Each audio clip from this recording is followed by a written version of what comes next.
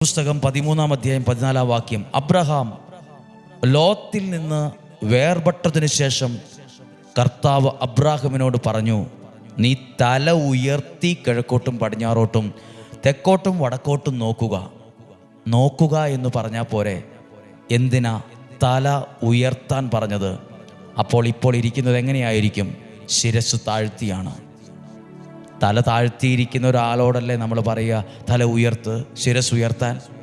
അപ്പോൾ തല താഴ്ത്തിയിരിക്കാൻ എന്തോ ഒരു വിഷമമുണ്ട് ആൾക്ക്. Abraham Lot ബുദ്ധിമാനായിരുന്നു, അതിബുദ്ധിമാനായിരുന്നു. അതിബുദ്ധി ആപത്ത് നമ്മൾ പറയില്ലേ? സ്വത്തും സമ്പത്തും മുഴുവൻ നല്ലതെന്ന് തോന്നിയതെല്ലാം ലോത്ത് കൊണ്ടുപോയി. ഒരു മനുഷ്യനെന്ന നിലയിൽ അബ്രാഹത്തിൻ്റെ മനസ്സ് വേദനിച്ചിട്ടുണ്ടാകാം. ആ ഒരു ദുഃഖത്തിലായിരിക്കാം ചിലപ്പോൾ തല താഴ്ത്തി സങ്കടത്തോടെ ഇരുന്ന്. അങ്ങനെ